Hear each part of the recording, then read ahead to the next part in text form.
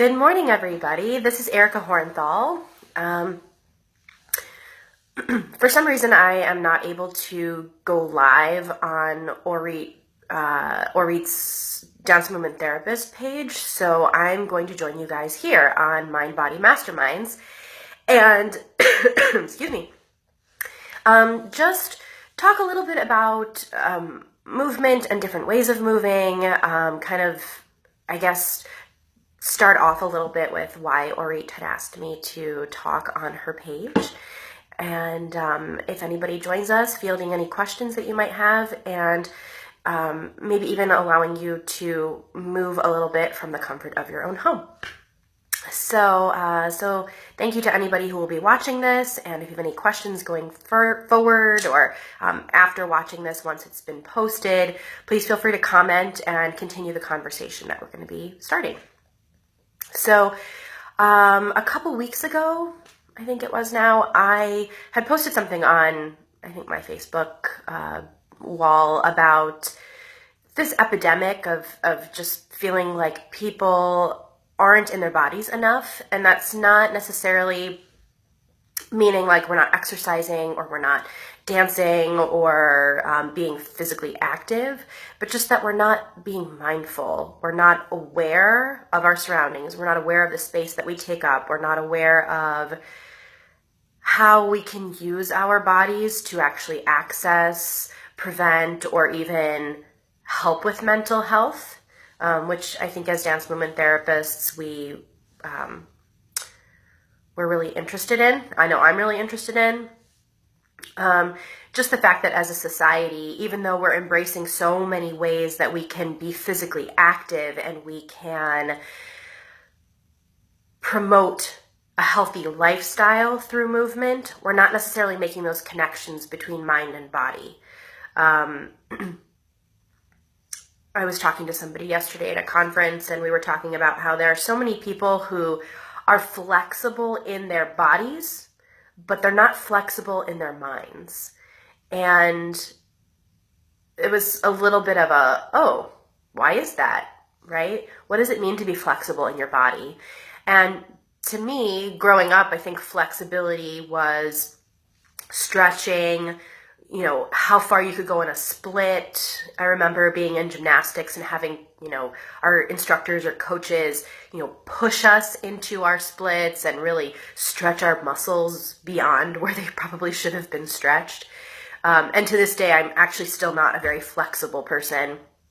My muscles I really have to stretch and stretch and stretch to even get the littlest achievement of flexibility. As a dancer my whole life, it was not a strong point of mine in terms of, long lines and splits and straddles. It just never came easy to me. I don't have a very flexible back structurally.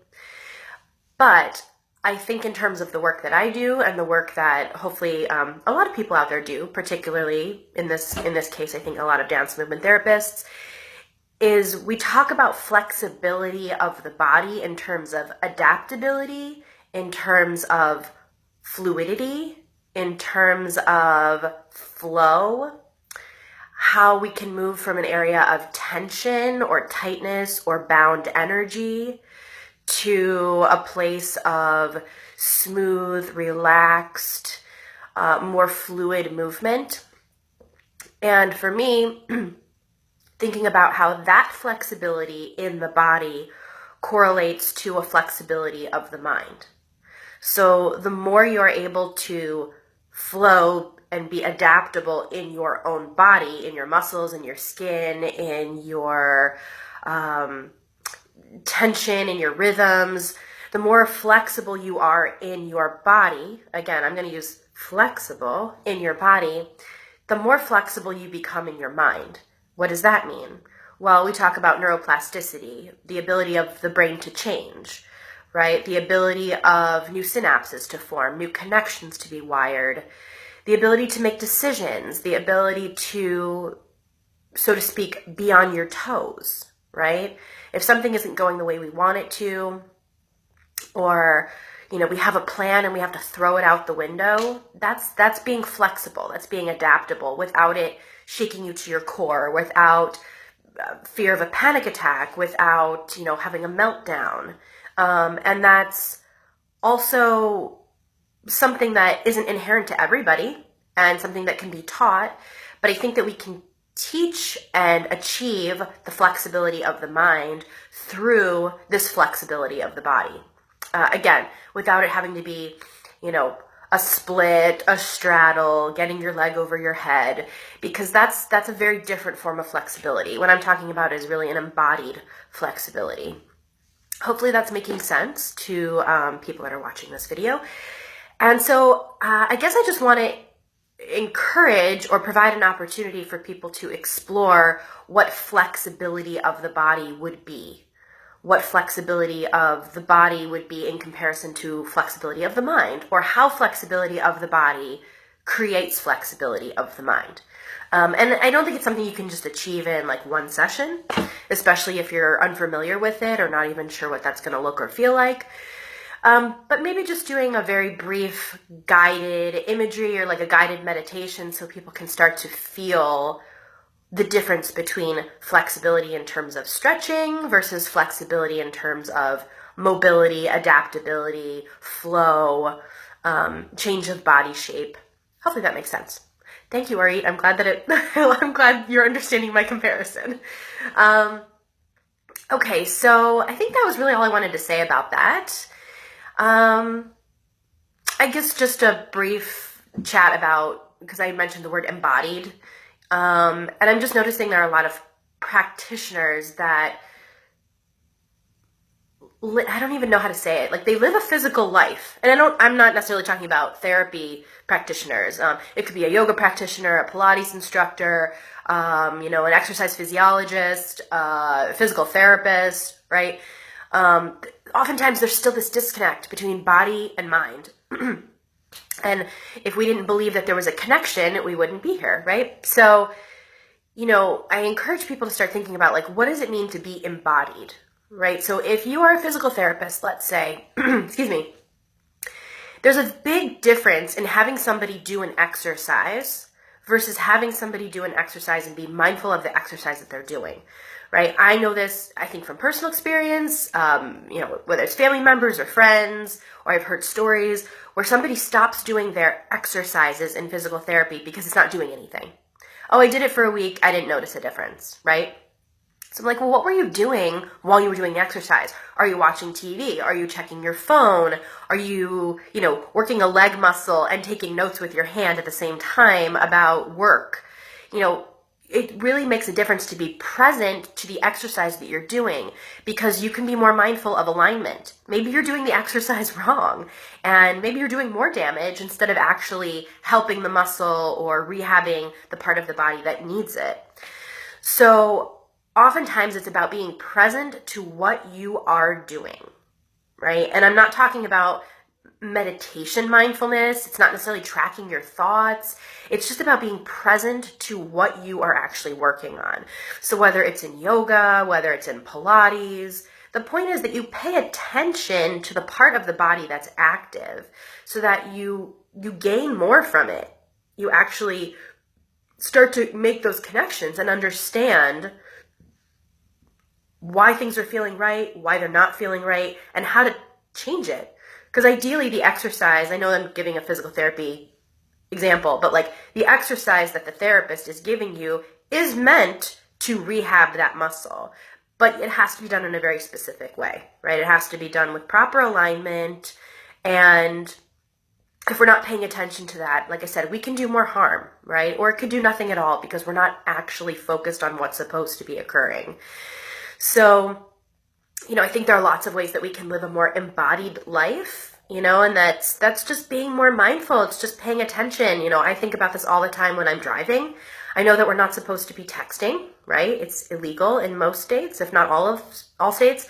We're not supposed to be on the phone, or often states have a handheld device law.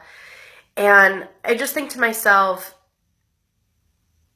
I feel like, I hope I'm not the only one in this, I just feel like the quality of driving has gone down so much because we are not mindful of what's happening on the road, right? We're only paying attention, maybe, to us in the car and maybe the phone calls that are coming in or whatever's on the radio, we kind of forget that there's this whole world around us. And so I was driving yesterday and I was like, what would it be like to drive embodied?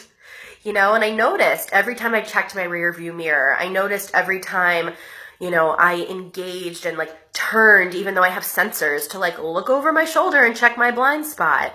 And it's so different when you are in the moment doing what you're supposed to be doing, right? Paying attention. That doesn't mean things still don't happen, right? Accidents happen. But it's so much more than safety in terms of don't text and drive. It's actually about being present, being in the moment, and it increases not only external safety, but internal safety, right?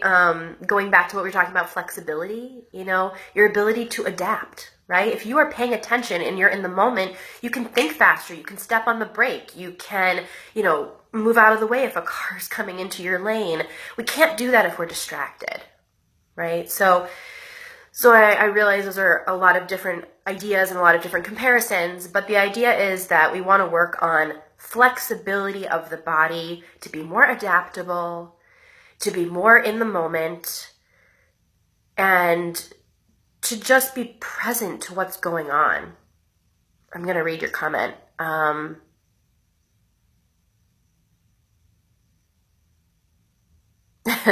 Or it's like, oh, I see people turning with a phone in their hand, and people are often disrupted by distractions by their phone. Yeah, I know. I mean, I don't know if people think about that. I do. I guess you do too. I think about that a lot, just that, driving's already a complicated thing. I think we kind of take for granted how much power we have behind the wheel. But when you add in distractions, like handheld devices, even a good song on the radio can distract us, but there's just so many other ways to be more present and more mindful in what we're doing.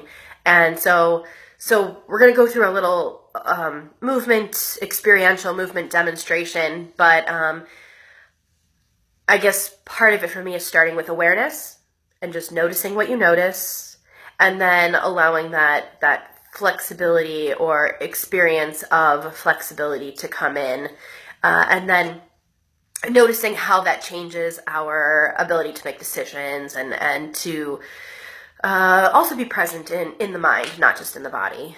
So, okay. So anyway, I don't do these lives very often. I feel like I get distracted in my thoughts very easily. So thank you guys for bearing with me. Okay, so whoever's watching or whoever will be watching this, I'm just going to invite you to find a comfortable position if you choose to stand up.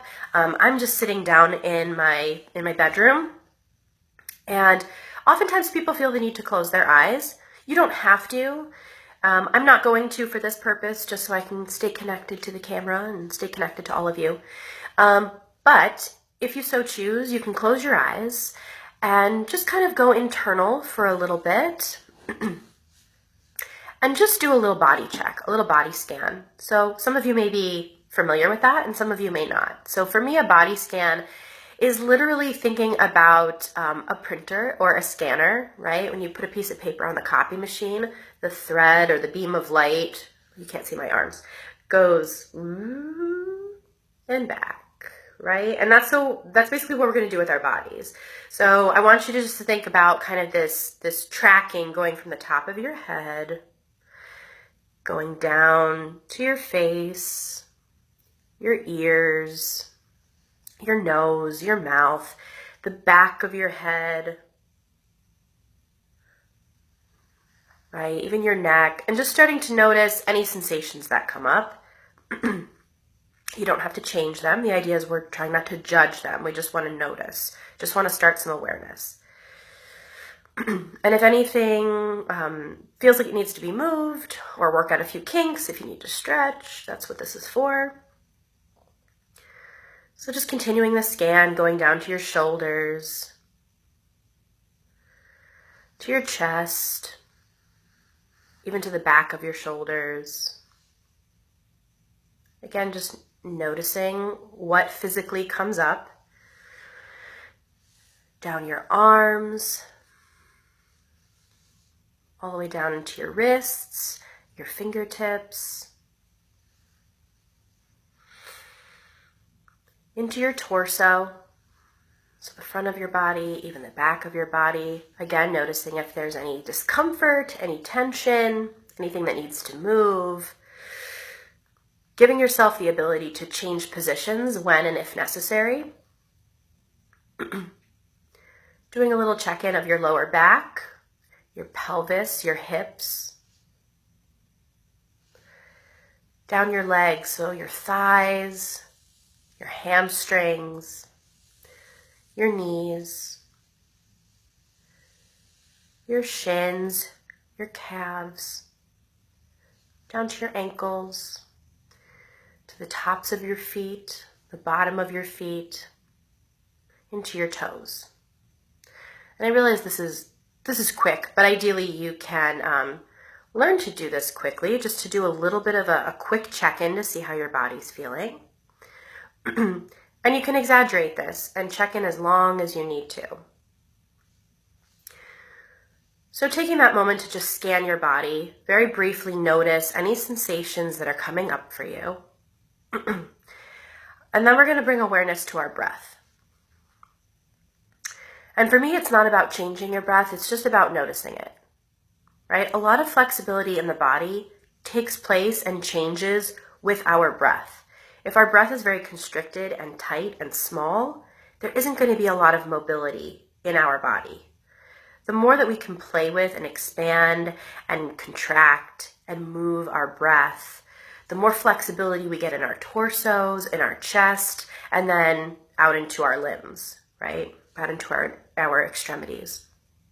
So just notice your breath. Notice where it sits, where it's resting. Is it accessible? Can you feel it? Noticing places in your body where the breath moves, right? Maybe it's in your belly. You might be feeling it more in your chest. Perhaps it's in your shoulders and you're just feeling your shoulders rise and fall. Maybe you're taking a pretty deep breath and you might be even feeling it behind your back, right? Through the rib cage. You may be feeling it in all of these places. So just taking time to notice where your breath is. And when you do, identify where it is and place a hand where you feel it. So that could be your chest. Perhaps you're feeling it in your abdomen. You could place your hands over your stomach. Maybe you're feeling it in multiple places. So you might want to place one hand over your chest and one hand over your stomach. And we're going to think about breathing into those hands, breathing in to the centers where we're basically giving ourselves some feedback, right? And seeing if you can start to expand that breath. So breathing in through your nose, and then blowing out through your mouth. Trying that a couple of times on your own, seeing how the awareness changes your fluidity, changes your ability to breathe. As you continue to breathe in and exhale, noticing how the breath moves. Are you feeling it in different places? Are you starting to feel your body change and adapt just through the use of breath?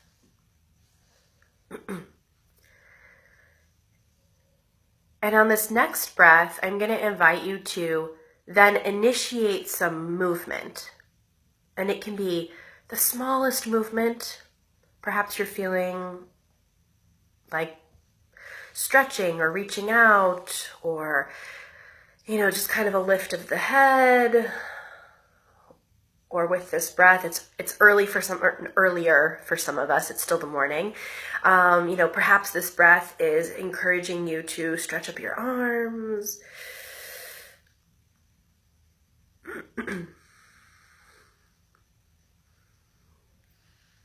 It might encourage you to twist or stretch your back. I'm going to twist the other way.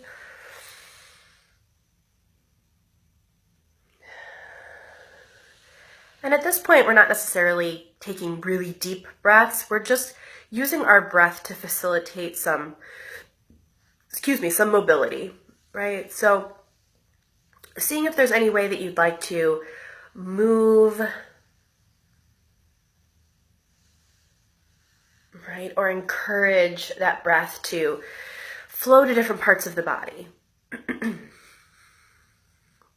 Again, some of you might be standing up when you're doing this. Again, I'm sitting down, so I even use my hands. It's hard to see, but I use my hands to just facilitate some light touch around my knees, warming up some joints, right? So just even feeling a different sensation in different parts of my body.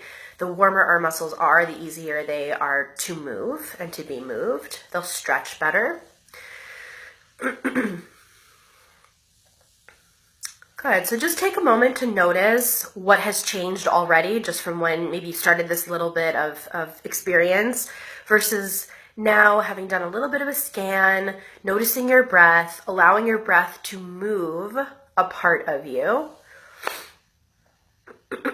And I'm going to invite us to focus on a part of the body that we don't often, that we overlook, right? So I thought about this morning, and the body part that came to mind was my elbow. I don't really pay attention to my elbows. I don't think a lot of us do.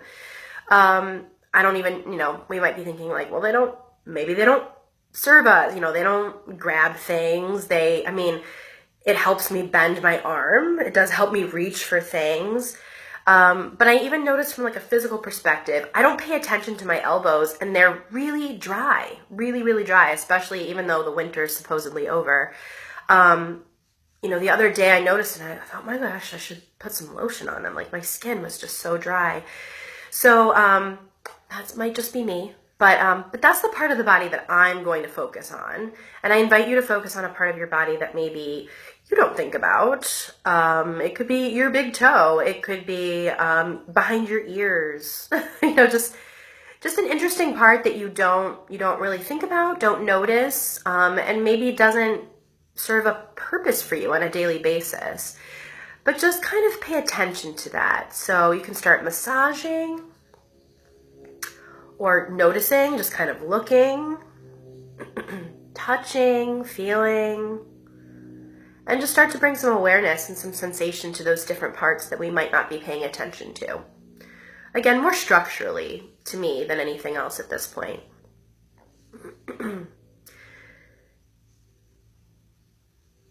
And then I want you to think about how you can move that part of your body, right? So for me, I'm thinking like my elbow. So I might explore, initiating movement from my elbow. If you're initiating movement from a big toe, you can also use your hands to manipulate those parts. So I was even thinking like, what would it be to kind of move this part of my ear, or, work on sensation or touch. Right? And start to feel how just moving and paying attention to different parts of our body brings a different level of awareness. Again, brings a different sense of flexibility. Orit said she chose the roof of her mouth. That's actually a great place to start. I don't pay attention to that either. And so some of the elements while you're exploring whatever you chose, I'm going to point out are, I want you to think about sensation, right? I want you to think about space. Okay, so is there space in that part of the body? Maybe that's a strange thing to think about, but can you create space? Maybe bringing that breath back in, right? Thinking about sending your breath to that part of your body. How can you move that part of your body? Oh, Amy, I love that. Choosing your tongue. The tongue is like the strongest muscle, I think, too. So in terms of size. What is it like to explore and move these different parts that we don't necessarily pay attention to? And so to me, even just bringing awareness and starting to move these different parts of us goes hand in hand with this idea of flexibility, right? If I indulge and I move different parts of me, I'm actually helping my brain become more flexible. I'm actually helping myself adapt in a way where if I'm stuck in my rhythms, I'm stuck in my movement patterns, and I move the same way all the time, nothing will really ever change, right? It's the same thing when we go to the gym. If you do the same arm exercises day in and day out, you're gonna plateau. Then we try to lift extra weight or heavier weight, and then we get hurt. Then we can't exercise for a while. So start to focus on different muscles, start to focus on different parts of your body. And just the awareness and the experience of moving in a different way has a wonderful effect on, again, brain, body, mind-body connection. So I'm going to give you guys some time to explore, touch, sense, move, create space in these different parts. And just being mindful of what comes up, noticing what is happening, thoughts that might be coming through. I always say, like, try to just notice judgment if it comes up, but we really want to try to come from a place of non-judgment, right? Just noticing what we notice. And once you identify these places, it might move to some other part of the body. So Amy was using her tongue. Perhaps she's going to start to become aware of her teeth, her mouth, her lips. Orit was, again, same thing, roof of the mouth. So what other parts of the mouth can we move? Facial expressions, tongue, affect. Does it start to move your face? Does it start to move, cheeks and then neck? And where does the movement go? Right? One part of the body starts to affect another part. Again, keeping in this theme of flexibility.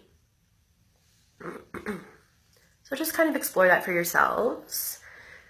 I wish I could see the movements that you guys are doing, but I can't. So yeah, just kind of indulge in that movement for a little moment, for another moment or two.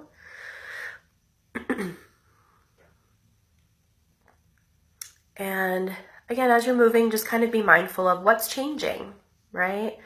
How did the movement start and where is it now? How did my awareness change? Did I have awareness around that part of the body? And if I didn't, what is my level of awareness with that part now, right? Perhaps you have a new appreciation for that part of your body. Maybe you'll think about it more throughout the day. And maybe it serves a purpose that you weren't even aware of.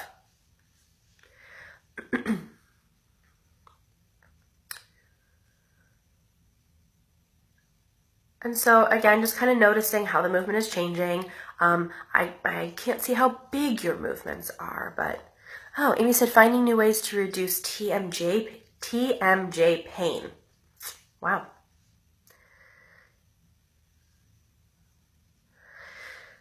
Yeah, so again, just a little bit of awareness, kind of creating flexibility in the jaw, flexibility in the muscles, the tongue, the lips, the face.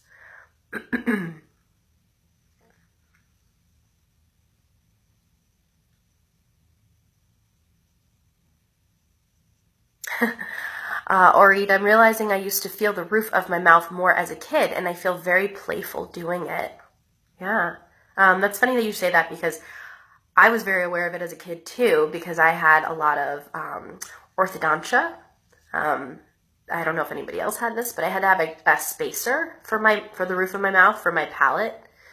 And so I think for me, even like maybe remembering a little bit of a traumatic history with that part of my body, just being very gentle with it.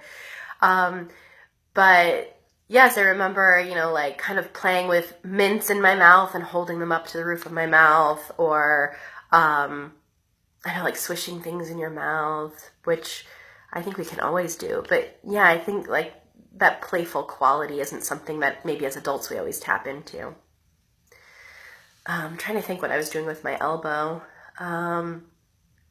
Earlier I was kind of, on this live, I was, you saw me circling it, but I noticed earlier when I was trying it before, like it kind of turned into a massage, and then I started like massaging different parts of my arm, I started using lotion and actually gave myself a nice hand massage. So even elements of this can be very, elements of this can contribute to self-care.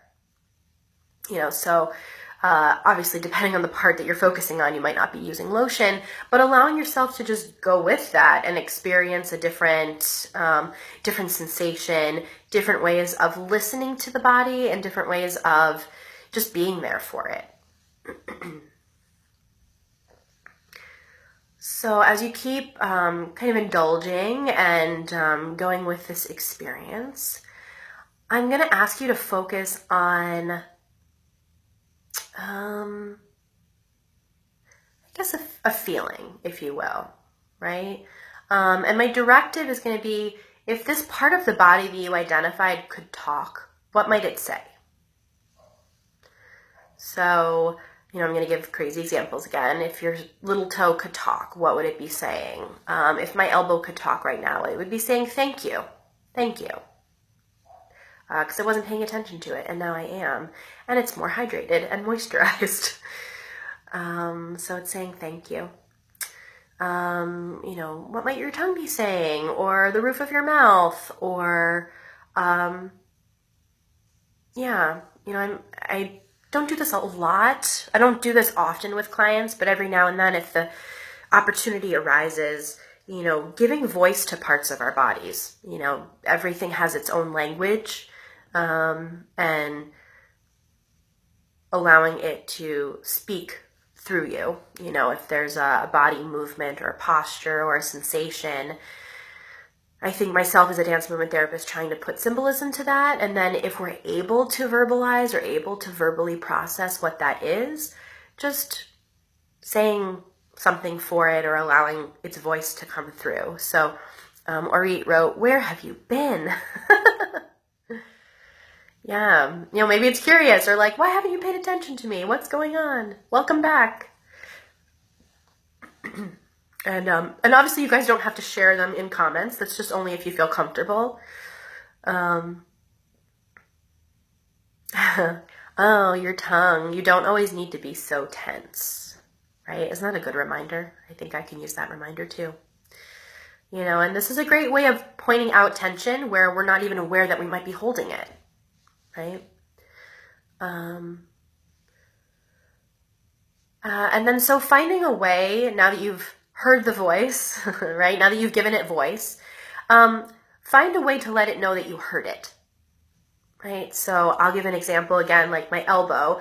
So again, I was just kind of holding it, and just being present to that thankfulness that was, like, oh, I figured this out. I saw a new part, and I'm just going to kind of honor that for myself. And maybe try to make a point to lotion that part every day until it's not dry anymore.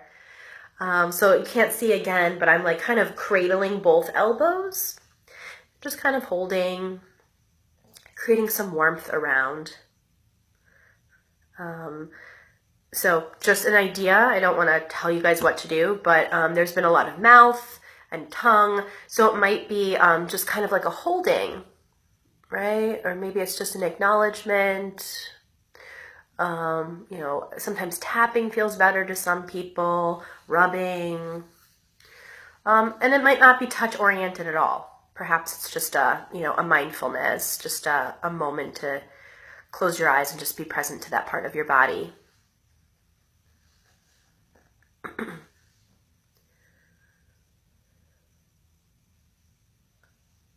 And then I'm going to ask you to pay attention to your breath again. And however you are honoring that part and listening to that part, just take a cleansing breath. So in through your nose and out through your mouth.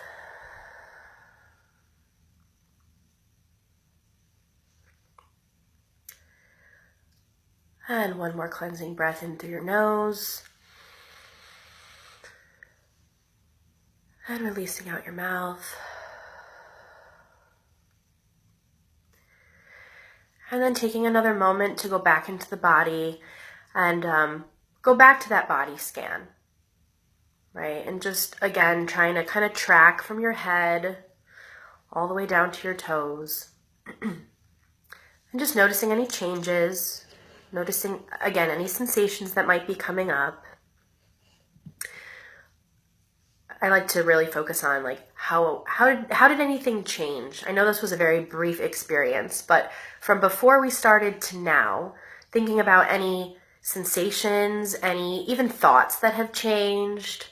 We started talking about flexibility and adaptability and mobility, and maybe asking yourself or noticing for yourself, did you notice even the slightest shift? Right? Did you notice a different part of your body that's able to move in a different way, or just being aware of a different part of your body and how that perhaps changes or contributes to this overall idea of flexibility, right? Fluidity, mobility, adaptability. Orit said, I noticed my breath in my lower back earlier, and that was really powerful. Yeah, thank you for that, because I think sometimes we don't pay attention to our breath. And then when we identify it in different parts, like you said, it's something I can come back to in the future. And I love the idea of finding power through our breath, or maybe different parts of our bodies where we hold the breath and what that correlates to. So I'm going to kind of go out on a limb, but I feel like if we're having a day where we're just feeling a little deflated, maybe a little defeated, right? And there's a way to tap into a powerful part of us. You can go back to that breath. You can try to go back to that area of the body where you feel powerful.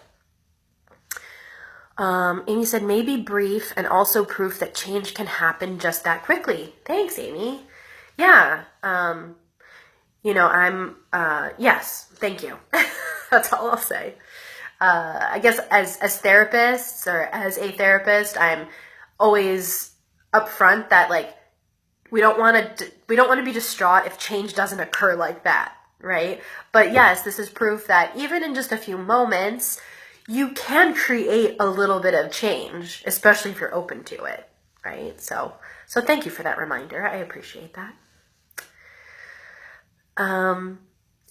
Whether you're just joining us, or again, whether you're going to be watching this at a later time, for me, the whole point of this was flexibility of the mind, flexibility of the body, and that some of us are flexible in our bodies, but that doesn't mean we're flexible in our minds. And to me, being flexible in the body is about adaptation, adaptability, mobility, fluidity, the ability to change, the ability to notice change in the body, to kind of roll with the punches or stay on your toes, all these movement symbolisms that we use, right? All these, what's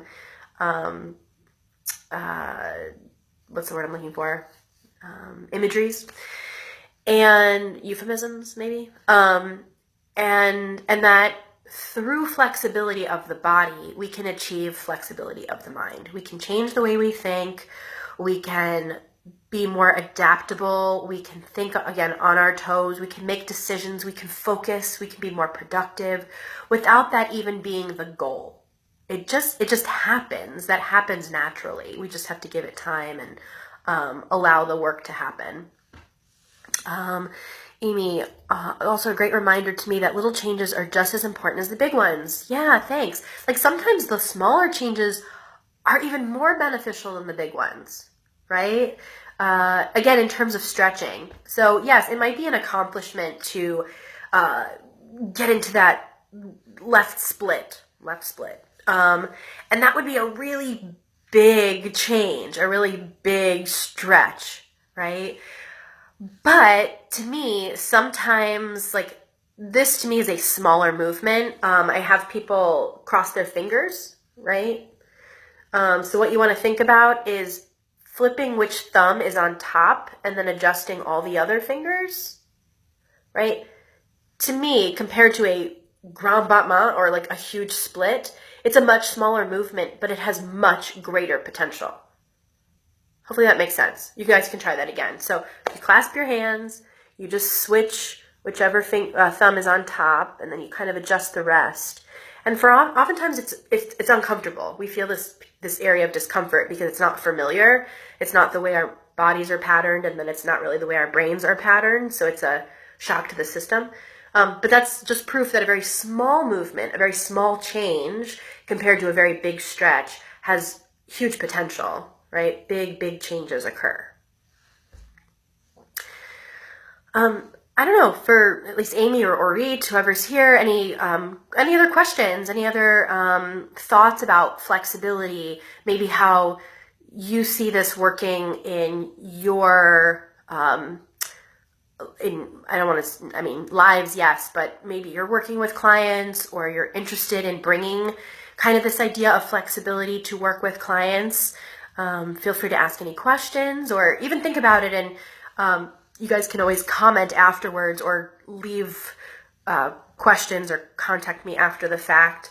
I guess it's really important to me to just say, because Orit, you have a lot of experience with this now. I don't. So if as people are watching this or trying this, anything comes up for you, like really heavy comes up for you, that there are resources, so I just don't want to feel like anybody feels unsafe. I don't think you will. I know that Orit has created a really wonderful platform here where people feel safe to explore and express themselves and try on new things. But if for some reason something comes up that's just really heavy and feels a little overwhelming or really overwhelming, that there are wonderful resources. So whether you're going to try to reach out to a body-based practitioner, a dance movement therapist, perhaps somebody from this community, there are professional resources that are available. Please utilize them, because I know I can speak for myself, and I hope on some level I can speak for Orit's community that she's created, that the idea is we want people to feel safe. We want people to feel supported, and that you can explore this work in a different way in this virtual world. And if needed, then go find additional support, right? So whether it's contacting Orit or, we work a lot. I work a lot with the, or I shouldn't say work a lot, but I'm affiliated with the American Dance Therapy Association. So, if you're joining us from a different country or a different state and you're looking to work with a more embodied practitioner face-to-face, go to the ADTA website and see if you can find a practitioner in your area. So that's my disclaimer. But I just want to thank you guys. I want to thank Orit for having me on her page, and for the little bit of change, because I don't know, I'm technologically challenged and I, for whatever reason, couldn't go live on your other page. So I'm glad that I was able to make this work. But hopefully this was an opportunity, an interesting or eye-opening opportunity for you guys. It was for me. Amy said, it's changing a habitual body habit. It will always feel different or unusual at first. It's a learning experience to have over and over again. Yeah, absolutely. And I don't think you could ever experience it too much. And the really interesting thing is, like, if you continue to, like you said, experience something over and over and over again, what was once uncomfortable, you might find becomes comfortable. Right? In a good way, right? Like the hand experience. So I've done this so many times now that it doesn't feel strange anymore. It's not comfortable, but it's not a shock to the system. And sometimes I have a hard time deciding which one feels better. Like, oh, they kind of both feel okay. Yeah. So that's just a brief example, but yeah, over a time, having experienced a new way of moving doesn't feel as foreign. Sometimes I work with I'm always working with clients, but I've worked with clients where we'll start and I can see just how uncomfortable they are in the movement, even though the movement is coming from them. They're exploring something that's very new and it's a challenge for them, and we just take it easy. But even the next time we get to it, or gosh, like months down the road when we're doing movements that once were very uncomfortable, they initiate it on their own and it sits better. It actually looks comfortable, and sometimes it is. So it's really beautiful to see that process, but we don't get there unless we push our boundaries, unless we create awareness and then try moving in a way that we didn't know we could without forcing it. I love how these explorations we use with our clients can be just as therapeutic for us. Yeah, definitely. That's why I think it's super important that whether you're a therapist, mental health practitioner, psychologist, life coach, Pilates instructor, yogi, that you have the support that, you expect your clients to have too. I just think it's really important to either have your own therapist or have your own instructor, or, we can't be that for ourselves. So, finding out that going through some of the explorations that we might do with our clients, there's a parallel process. It's just as beneficial for us. And sometimes I know in my own therapy, I find things that I think, oh my God, I'm going to bring this to my client because it was so eye-opening for me and it's in line with what we're working on. Perhaps they'll experience it in a different way and it'll be just as beneficial or even more so. I think that's it. So thank you guys for joining me for this experience. Let's keep the conversation going about, originally I had talked about like this epidemic of, just not living embodied lives.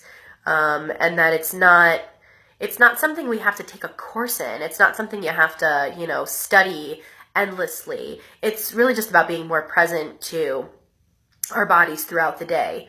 And letting go of some of the distractions that are very tempting. I find myself checking my phone and I don't even know what I'm looking for. It's habit. My phone is in my hand and I'm scrolling through my Facebook feed and I'm not even finding anything always of value. It's just this bad habit. So taking a moment and I'm just like, what am I doing? Why am I doing this? And then just consciously putting it down. It's hard to do, but we can do it. So yeah. Well, thank you guys. I wish you guys a wonderful Sunday wherever you are. And thank you, Orit, for having me on your page and thinking of this. I really appreciate it. And if anybody has any questions or concerns going forward, I think you know where and how to reach all of us. But thank you, Orit, for creating this wonderful platform and this really beautiful community that is keeping up with the times. I don't provide telemental health, not because I don't think it's valuable. It's just not an area of mine that I feel comfortable with. So I think having somebody like yourself that is figuring this out and is really, has a wonderful presence and a great way of creating safety in this virtual space. It's really wonderful to see that, to be a part of it in a sense, and then to continue to watch it grow. So, yeah. Oh, you're welcome, Amy. Thanks for exploring your tongue. And yeah, to anybody else who's going to be experiencing this, thank you for trying it out. And yeah, let me know if you have any questions or contact Orit and she can put you in touch with me. So thanks guys. Have a great Sunday and take care.